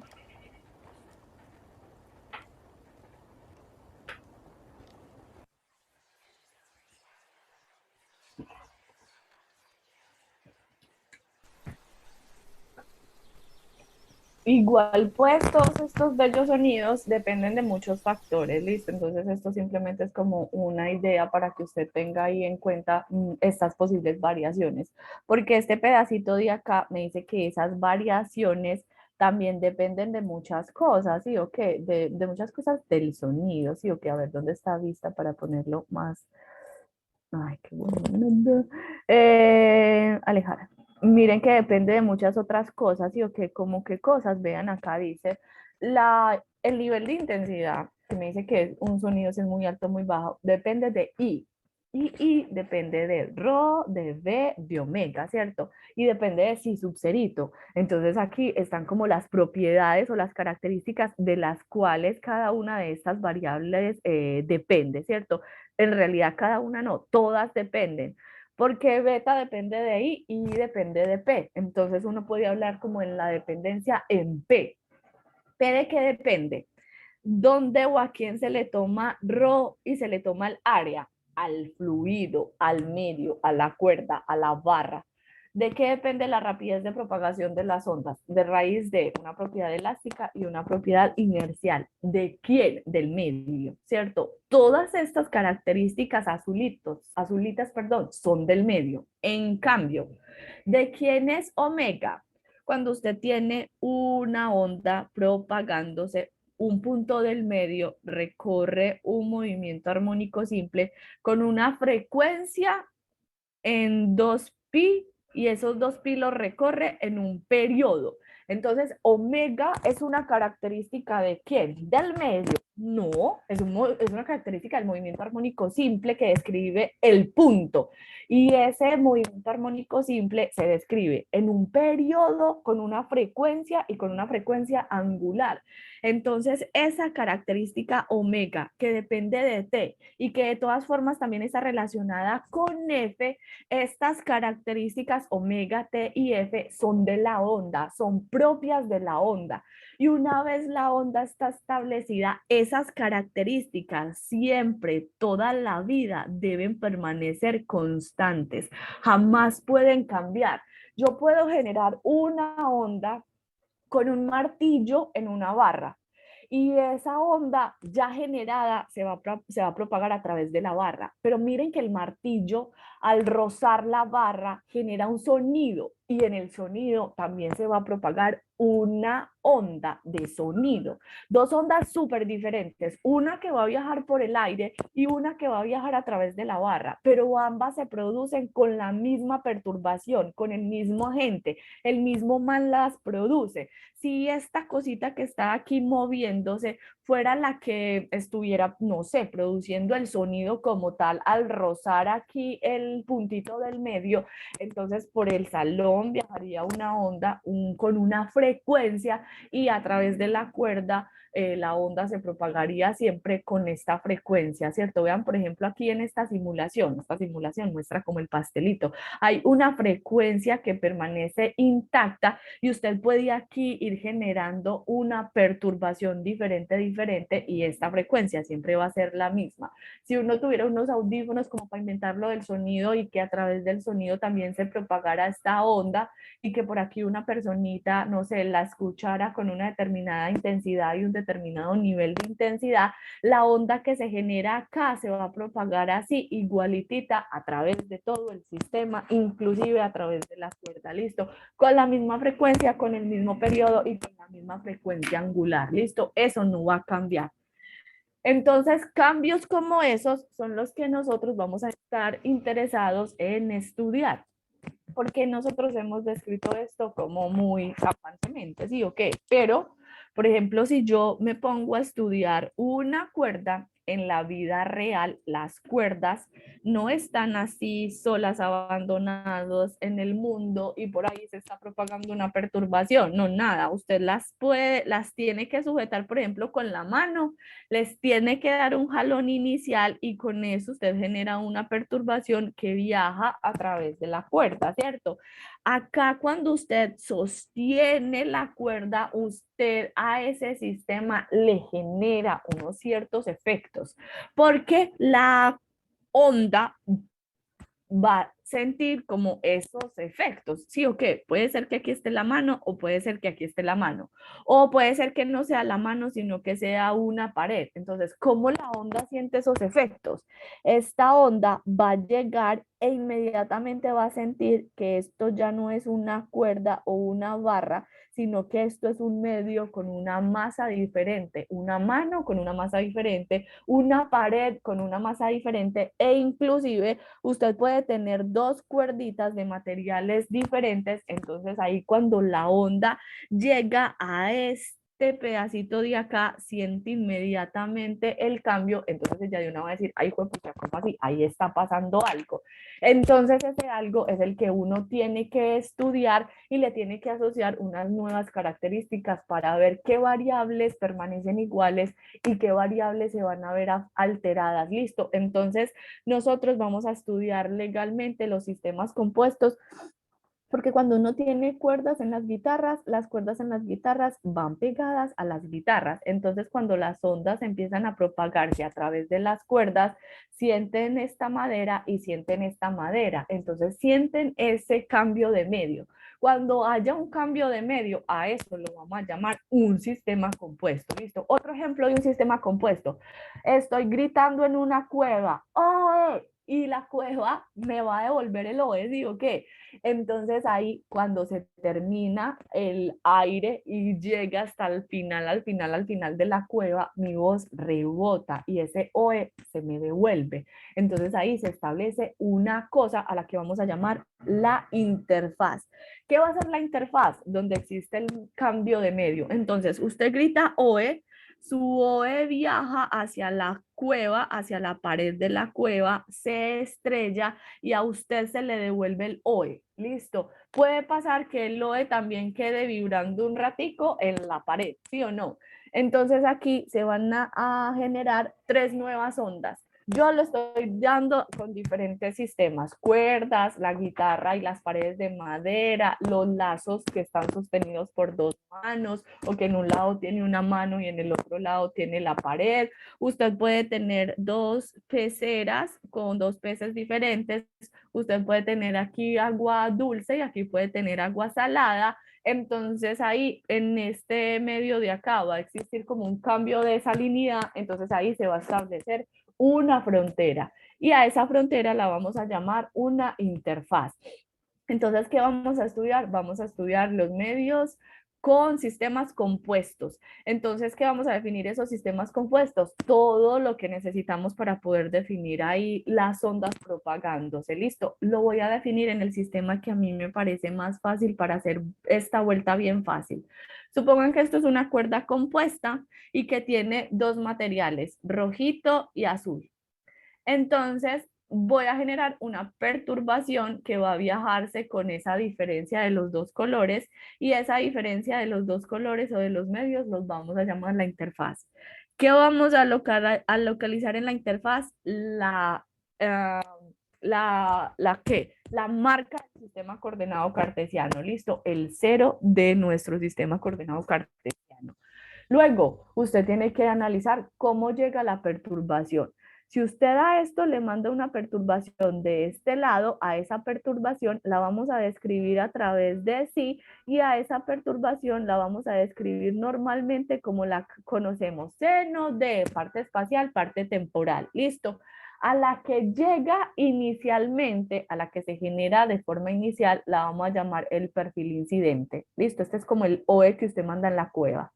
Cuando el OE se estrella con la pared, a usted le llega de nuevo su sonido, le llega su eco. A ese eco lo vamos a llamar la onda reflejada, el que se reflejó, el que rebotó. Y puede pasar que haya otro pedazo después de allá de esa pared y que exista una onda a la que vamos a llamar la onda transmitida. Entonces nosotros vamos a tener que describir tres ondas, la incidente, la reflejada y la transmitida. Van a ser tres nuevas ondas. Usted ya sabe escribir una, entonces lo que tiene que aprender es a escribir las otras nuevas dos. Entonces la meta de todo esto es determinar cómo escribir esas otras dos nuevas ondas y analizar qué le pasa a la energía en estas nuevas ondas. ¿Listo? ¿Cómo se distribuye? Ahora, tengo la interfaz, tengo la onda incidente, la onda reflejada y la onda transmitida. Listo, entonces en este dibujito, cuando la cuerda ya está perturbada, esta es la CI, esta es la CR y esta señorita de acá es la CT. Ondas nuevas que se generan. ¿Dónde se generan? Usted manda la incidente y las dos nuevas se generan en la interfaz. ¿Listo? Ahora, ¿qué vamos a hacer? Vamos a hacer un cambio de notación para seguir el libro de Alzate. Cuando él hace la demostración del perfil viajero, en vez de generarlo X menos B por T, lo genera B por T menos X. Listo, es la misma vaina. Lo único que cambia es la posición del tiempo y es la posición de la posición. Lo que va a importar para nosotros es el signo. Si el signo es negativo, la dirección es positiva. Y si el signo es positivo, entonces la dirección es negativa de propagación. ¿Listo? Entonces, como nosotros habíamos multiplicado esta vaina por K, en vez de tener KV, que es omega t, en vez de tener kx menos omega t, lo vamos a escribir así siempre de esta forma, omega t, kx. Primero el omega y luego la parte espacial. Listo, como para conservar la notación del libro guía que nosotros seguimos. Se lo voy a dejar así, kx. Y lo voy a poner el signo. Entonces, la incidente se va para la izquierda, signo positivo. La reflejada se viene para la derecha, signo negativo. La transmitida se va para la izquierda, signo positivo. Listo, es lo mismo con los signos, pero la posición de la posición y el tiempo cambiaron, pero el significado es lo mismo. Entonces esas van a ser mis tres nuevas ondas, pero resulta y sucede que estas nuevas ondas empiezan a presentar nuevas cosas. nuevas amplitudes. Todas no quedan con la amplitud máxima inicial con la que se genera la perturbación. Entonces toca distinguirlas. A esta le voy a colocar si sub 0 i, a esta le voy a colocar si sub 0 r y a esta le voy a colocar si sub 0 t, porque todas esas amplitudes son diferentes. Entonces, ¿cuál es la meta en los sistemas compuestos? Determinar la amplitud de la onda reflejada, determinar la amplitud de la onda transmitida y determinar las tres funciones de las nuevas ondas viajeras que se generan. Al final siempre van a generarse varias ondas. Cuando usted habla, la voz llega hasta una pared. Entonces, miren, ahí está la condición de frontera. Esa pared es la que va a determinar si la transmitida existe o no, porque la reflejada siempre va a haber un equito, ¿cierto? Siempre va a haber una onda reflejada. Entonces, ¿qué es lo nuevo? Lo nuevo es que necesito herramientas que me determinen determinar la reflexión y que me permitan determinar la transmisión. Entonces, ¿cuáles van a ser esas nuevas herramientas? Esas nuevas herramientas van a ser unos nuevos coeficientes. A este coeficiente de reflexión se le va a llamar así R y al coeficiente de transmisión se le va a llamar T. Entonces, ojo que tenemos miles T, T de tensión, T de periodo y ahora T de coeficiente. Esos coeficientes hablan sobre eso. Dice este señorito que cuando usted genera una onda incidente, esta onda incidente le determina la amplitud de la onda reflejada a través del coeficiente de reflexión. Entonces, ¿para qué me sirve el coeficiente de reflexión? El coeficiente de reflexión me sirve porque la amplitud reflejada se puede determinar como R veces la amplitud incidente. Vean que de todas formas depende de lo inicial, del perfil inicial que genera toda la perturbación en todo el sistema compuesto. Entonces usted debe tener esa información del si sub 0 i o debe tener información o se la debe dar el problema. Y la transmitida se va a determinar como un si sub 0 t en función de si sub 0 i. Entonces, si usted quiere la amplitud transmitida, debe conocer el coeficiente de transmisión para poder coger la amplitud inicial y multiplicarla por esa t. Entonces, como usted ve acá, esta definición de esta bolita y de esta bolita son amplitudes sobre amplitudes. Los coeficientes son esos coeficientes, números entre amplitudes, son cantidades adimensionales.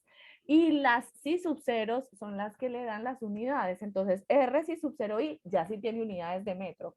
Y T si sub 0 i ya sí tiene unidades de metros. Entonces, si usted necesita conocer cuánto se afecta la amplitud reflejada y cuánto se afecta la amplitud transmitida, necesita estas incógnitas. Entonces, usted necesita dos ecuaciones que le permitan determinar las incógnitas R y T. Entonces, esa es la meta de los sistemas compuestos. Determinar una relación para los coeficientes de reflexión y transmisión que le permitan establecer todas las ondas que existen en los sistemas compuestos. Entonces vamos a hacer esa vaina. Esta es la parte como demostrativa.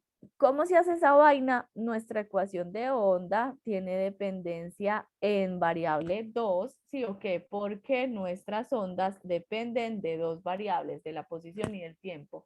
Entonces yo voy a coger la cuerda perturbada en toda la interfaz y en toda la interfaz voy a establecer condiciones de continuidad para cuando yo tome las pendientes y para cuando evalúe lo que describe las ondas. ¿Qué describe las ondas? Los campos de desplazamiento sí. Entonces este sí en x igual a 0 debe mostrar una continuidad. Entonces eso es lo que vamos a hacer aquí matemáticamente. Vamos a mostrar que en la interfaz el campo debe ser continuo. ¿Cómo es esta vaina en cálculo? ¿Cómo usted lo hacía en el cálculo? Muy fácil. Usted separaba en la discontinuidad o en donde esta no podía existir y evaluaba su función, llegando por la derecha y evaluaba su función llegando por la izquierda. ¿Quién es nuestra función? Sí, entonces esta vuelta cómo se evalúa matemáticamente. En la interfaz las cosas deben ser iguales. ¿Qué cosas? Los campos que existen, las ondas que existen. ¿Qué campos viven a la derecha? supongamos que esta es la derecha. A la derecha en la cuerda se mandó un perfil incidente y existe y se genera el perfil reflejado. ¿Y quién vive a la izquierda? El perfil transmitido. Y luego, ¿qué falta? Evaluar esta vuelta en la interfaz donde X vale 0. Entonces esto es como matemáticamente muy sencillo. Usted debe coger estas tres ecuaciones, colocarlas en esa ecuación matemática y evaluarlas cuando X vale 0. Entonces en la interfaz este pedazo vale 0, este pedazo vale 0 y este pedazo vale 0. Listo. Pero resulta y sucede que en la interfaz se definen o se divide mi problema en dos pedazos muy importantes. ¿Cuáles pedazos muy importantes? Las cuerdas son diferentes. Entonces, como las cuerdas son diferentes, yo las tengo que distinguir como roja y azul. Ahí visualmente es muy fácil de distinguirlo. Pero las ondas, ¿cómo van a saber que rojo y azul son diferentes? Las ondas van a saber que rojo y azul son diferentes porque hay una definición que me dice que donde exista la onda reflejada y donde exista la onda incidente, a eso nosotros lo vamos a denotar siempre en nuestra matemática como el medio 1. Entonces esta es la cuerda 1 que tiene un μ1, que tiene un K1, que tiene un lambda 1, que tiene un B1 y que tiene una frecuencia, un periodo y una frecuencia normalita. ¿Listo? Y a la onda en donde vive la onda transmitida, a ese medio lo vamos a llamar el medio 2. Entonces, en el medio 2, la cuerda 2 tiene su μ2, su K2, su lambda 2, su B2, aquí me equivoqué, este es B1, este de allá tiene su V2, pero acuérdense en que como la onda se genera por el mismo factor, con la misma potencia, por el mismo oscilador, por el mismo agente externo, con el mismo movimiento repetitivo, la frecuencia, el periodo y la frecuencia angular, ese no importa si usted lo mide en el medio rojito o en el medio azulito, esas variables nunca jamás deben cambiar. Y si por el aire también viaja un sonido, nada, con la misma frecuencia, con el mismo periodo y con la misma frecuencia con la que se genera la perturbación inicial. Listo, nunca cambia. Entonces, yo aquí lo voy a distinguir a pesar de que en X igual a 0 se cancele. Entonces lo voy a poner K1, K1, pa I y pa R. Pero pa T, K2. Y omega, y omega, y omega no lo voy a distinguir. ¿Listo? Cojo esas tres ecuaciones, las evalúo para X igual a 0 y pongo lo que quede. Listo, entonces, ¿qué queda? No, es súper fácil. ¿Qué quedó? Si sub 0 t por el seno de omega t. ¿Qué quedó en X igual a 0? Si sub 0 i por el seno de omega t y la parte de 0 se fue. Más si sub 0 r seno de omega t y esa otra parte se fue. Esto es un carretazo. Los senos se simplifican en toda la ecuación y se suponía que esta ecuación era para determinar R y para determinar T. Entonces usted debe hacer que en esta ecuación mágicamente aparezca el R y el T. Entonces uno como hace magia, divide por constantes para no alterar la ecuación y si yo divido aquí por esta constante, si sub 0 i, hago que aparezcan los coeficientes. Listo, T sobre I, definición de T mayúscula. R sobre I, definición de R mayúscula, que sería este pedacito. Y acá me queda si sub 0 I sobre si sub 0 I, que es un 1. Entonces esta ecuación muy importantísima me establece la primera relación entre el R y el T. Son nuestras incógnitas, listo, determinar R y T. Entonces necesito una segunda ecuación que me permita esa vaina. Esa segunda ecuación, ¿cómo es?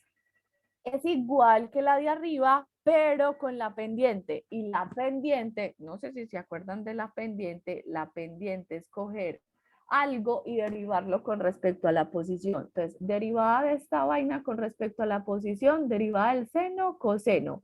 Derivada interna de esta vaina con respecto a la posición, me saca K1. Esta sería la derivada, vamos a llamarla, no sé, si punto de X. La derivada de este es menos K1 si sub 0 R coseno de omega t menos K1 X, porque la derivada del seno es el coseno y la derivada interna me saca menos K1. Este K2 si sub 0 t coseno de omega t más K2X, porque la derivada interna de esta vaina saca K2, listo. Entonces luego usted tiene que coger esto, evaluarlo en X igual a 0 y poner lo que quede. Como en todas partes nos van a quedar los cosenos, yo no voy a poner la partecita de los cosenos y voy a poner los otros terminitos, listo. Entonces acá en esta partecita voy a colocar como segunda ecuación la continuidad de las pendientes. Entonces acá es derivada de si de t en x evaluado en x igual a 0. En esta parte es la derivada de si sub i con respecto a x evaluada en x igual a 0. Y acá es la derivada de si sub r con respecto a x en x igual a 0, ¿cierto? Y había arriba que nos había quedado en t, K2 por el si sub 0 t, coseno de omega t. Acá me había quedado K1 si sub 0 i por el coseno de omega t. Y este señor que va en dirección contraria al transmitido y al incidente sacó un menos gracias al cambio en la dirección de propagación, quedó un K1 si sub 0 r y todos llevan coseno de omega t, coseno de omega t, entonces no voy a escribir ese coseno porque se simplifica. Bueno, se puede escribir ahí rápidamente, coseno de omega t, coseno de omega t, coseno de omega t, y luego triquiti, usted lo quita, listo. Y luego el mismo trucazo, dividir por una constante que no altere la ecuación. Entonces dividimos en todas partes por si sub 0 i, cancelamos y aplicamos definición. Este t grandote, este un unito y este r grandota. Entonces, ¿en qué se me transforma la ecuación? Vamos a llamar esta ecuación número 1.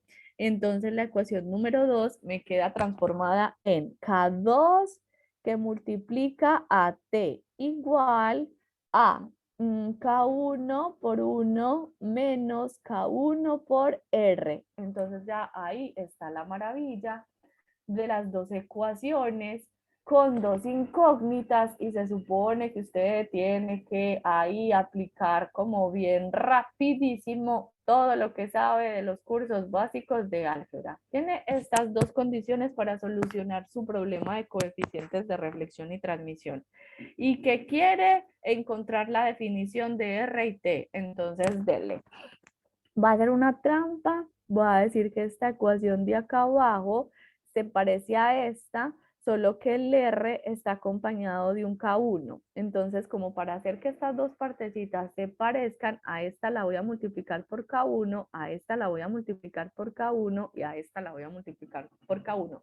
Cosas que si usted no quiere el K1 lo puede quitar de ahí y a la de abajo la voy a dejar así, quietecita, listo. Entonces esto es K1 y este ladito de acá lleva es K2T. Y voy a coger estas dos ecuaciones, le voy a poner una raya aquí y las voy a restar, porque ahí voy a cancelar esta partecita, ¿cierto? Más menos, chao, se fue. Entonces cancelo ese pedacito y ¿qué me queda? Después del igual, K1 más K1, 2K1. Voy a sacar a T como factor común, entonces me queda K1 más K2 y como la meta es despejar ese T, entonces ya simplemente voy a dejar a decir, perdón, que el T despejado es 2 veces K1 sobre K1 más K2. Entonces, esta es la definición con la que usted va a trabajar el coeficiente de transmisión en función de los números de onda. Entonces, los números de onda son la magnitud del vector de onda, son magnitudes, son escalares, son cantidades positivas. Entonces, ¿usted qué espera siempre de sus ejercicios? Calcular coeficientes de transmisión que sean positivos. El coeficiente de transmisión, ¿para qué le sirve? Para determinar la amplitud transmitida en función de la incidente. Entonces, la psi sub 0t, que es la amplitud de la onda transmitida, siempre va a ser positiva. Ese pedacito es súper importante, siempre va a ser positiva. Va a calcular el R, va a hacer la trampa. De aquí R es igual a t menos 1, ¿cierto? Entonces yo voy a poner aquí el valor de t, que es 2K1 sobre K1 más K2, y le voy a tener que restar un 1 para poder determinar el R. Entonces pongo este 1 sobre 1 como para no alterarlo, ¿sí o qué? Y aplico la sonrisa, este por este por este, y ahí sí, tráquete, sonrisa. ¿Listo? Entonces ese término, eso es lo que voy a hacer para poder determinar la definición del R. ¿Listo? Entonces, ¿cuánto me da la definición de R? 2K1, voy a decirlo aquí, 2K1 por K1, 2K1 menos, voy a poner esto en paréntesis, K1 más K2. Entonces, este 2K1 con este K1 se me va a juntar en un K1 menos K2. Eso me quedó en la parte de arriba. Y en la parte de abajo, no, esa parte de abajo sí es súper sencilla, entonces pongámosla acá, porque simplemente es multiplicar K1 más K2 por 1. Entonces me quedó K1 más K2. Lista. Definición de R, definición de T. ¿Puedo conocer mis tres ondas? Chulo, voy a saber describir un sistema compuesto. ¿Qué va a pasar con el R? El R, que sirve para determinar si sub 0 R sobre si sub 0 I, y si me dan si sub 0 I para determinar si sub 0 R, él sí es complicadito. No es súper fácil como el transmitido, que solo tiene una opción, nada. Este tiene una acople aquí negativo, a pesar de los Ks, de que los Ks siempre son positivos, ese menos puede hacer de las suyas, entonces usted puede obtener un coeficiente de reflexión. Si está de buenas, positivas, pero si está más de buenas todavía, negativo. El R sí puede ser positivo o puede ser negativo, ¿listo? Y eso es súper importante porque da información de las ondas. Entonces, ejemplo, la amplitud de la onda transmitida es positiva. ¿Eso qué significa? Que si usted encuentra una onda transmitida, entonces esto va a ser si sub 0 t por el seno de omega t más kx. Supongamos que usted tiene esta definición de la onda transmitida anterior. Y esta es la definición de la onda incidente. La incidente la voy a comparar con la señorita, ¿qué cosa? Transmitida en la interfaz, donde x vale 0, listo. Entonces, si usted compara este seno y este seno, esto es un número, invente 5, y este es un número, invente 10, 10 seno, 5 seno. Las funciones son las mismas. Entonces, que si una seno, la otra seno, y puede ser que una tenga una amplitud más grande y que una tenga una amplitud más pequeña, pero si ambas suben, las dos suben. Si ambas bajan, las dos bajan. Si una se hace 0, la otra se hace 0, porque como es la misma función, entonces esas dos ondas van igual. ¿Se acuerdan ir igual? ¿Cómo se llama? Se llama fase. Entonces la incidente y la transmitida, si me dio positiva, que siempre me va a dar positiva, siempre van a estar en fase. En cambio, si usted analiza un signo contrario, para la onda que sí puede tener signo contrario, que es la reflejada, inventemos. Supongamos que la reflejada me dio menos algo. Voy a inventar un R de menos 3. Entonces, como R me da menos 3, si sub 0 R es menos 3 veces si sub 0 I. Para analizar el caso negativo. Entonces, en este caso, vean lo que pasa. Una función es seno y la otra función es menos seno. Y si recuerdan el carretazo de ahorita de seno con menos seno o de coseno con menos coseno, entonces usted tendría que dibujar un senito que abre para arriba, para el lado positivo, y un senito que abre para abajo, para el lado negativo. Y esas dos ondas hacen lo contrario, y lo contrario era la contrafase. Entonces, si usted quiere características entre las ondas, tiene que empezar a conocer el signo de los R's y de los T's, porque esos signos van a ser los que me van a permitir establecer entre mis problemas relaciones. ¿Listo? ¿Relaciones de qué? De si son iguales, de si son diferentes, de si están en fase, de si están en contrafase, de muchas cosas. ¿Listo? Entonces, estas dos son las definiciones de los coeficientes en función de los Ks. Pero resulta y sucede que si usted tiene, por ejemplo, una onda que se propaga en una cuerda en donde usted tiene densidad lineal de masa, esos coeficientes de reflexión y esos coeficientes de transmisión van a cambiar. Listo. Entonces yo voy a ver cómo cambian esos coeficientes. Voy a hacer aquí el cambio. ¿Qué es K1? Yo sé que K por V es omega. Entonces, si el V lo quito y lo mando a dividir, omega sobre V es el K. Pero yo sé que el B se puede escribir como la raíz de la tensión sobre la raíz de la densidad y yo puedo poner la densidad aquí arriba. ¿Sí o qué? Entonces yo puedo escribir K como omega raíz de mu sobre raíz de T. Entonces el R lo voy a poder transformar horriblemente, pero a la vez va a ser muy bonito porque lo voy a poder transformar en función de la densidad lineal de masa. Voy a hacer esa transformación para que usted tenga este otro término, ¿listo? De hecho, usted antes de hacer esta partecita de acá puede como construirse un nuevo término en función de las velocidades. Entonces, mejor hagámoslo primero en función de las velocidades. K1 es omega sobre B1. K2 es omega sobre B2. Y lo mismo abajo en el denominador, pero con una suma. Entonces voy a hacer esta simplificación. Este con este, con este, con este se fue. Y luego en todas partes voy a hacer una sonrisa. Uno por este y chan, sonrisa. Y lo mismo en el denominador. ¿Listo? Entonces vamos a hacer la parte de arriba para que usted tenga el término en función de las velocidades. Aquí me va a quedar B2 y aquí me va a quedar B1. Y en el denominador me va a quedar B1 por B2. Pero cuando haga lo mismo en el denominador del denominador, la sonrisa también me va a sacar B1 por B2.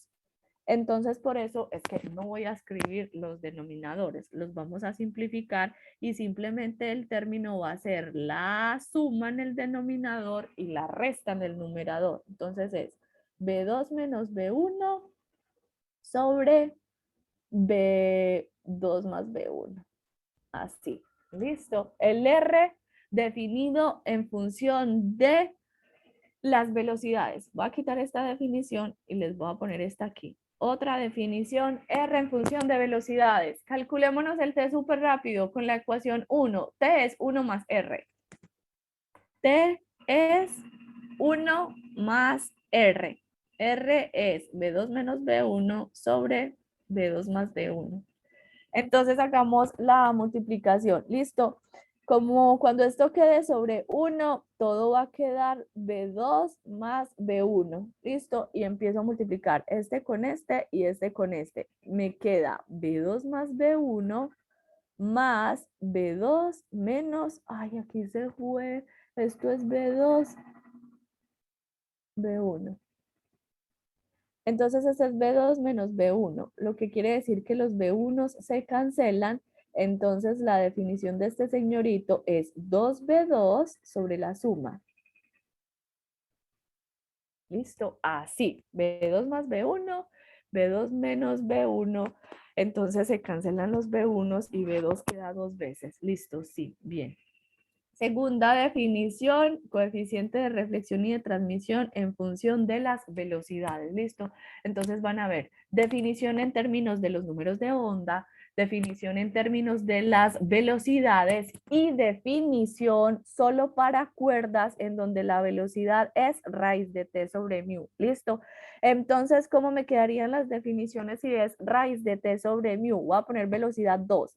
Velocidad 2 es raíz de t sobre raíz de mu sub 2.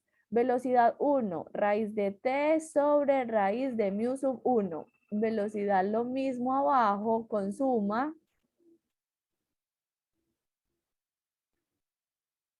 Y con raíz. ¿Qué estoy pensando?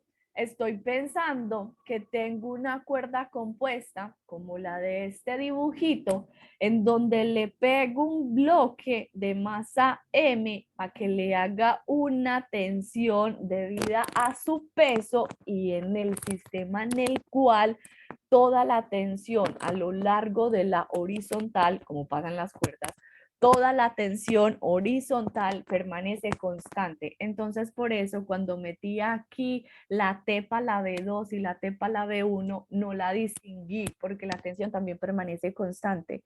Cancelo todas esas tensiones acá y vuelvo, hago el cruce de este por este, el denominador por el denominador, los denominadores se cancelan, entonces al final esto simplemente queda raíz de mu sub 1 menos raíz de mu sub 2 sobre la suma raíz de mu sub 1 más raíz de mu sub 2. ¿Listo? Entonces ahí voy a dejar más bien esa última definición para el coeficiente de reflexión cuando usted tenga cuerdas. El R se puede expresar en función de las densidades lineales de masa. Entonces, si usted tiene un problema de cuerdas donde conoce las densidades lineales de masa, va a poder calcularse súper fácil ese numerito, ¿listo? Y acá el T, me van a creer que simplemente se define como 2 raíz de mu sub 2 sobre raíz de mu sub 1 más raíz de mu sub 2. Este último es para cuerdas, este término es súper general para todos los sistemas y el de los rectángulos también es para todos los sistemas. Conocen 3 formas diferentes para determinar coeficientes de reflexión y de transmisión en una cuerda. Por ejemplo, si estuvieran analizando la cuerda compuesta, listo.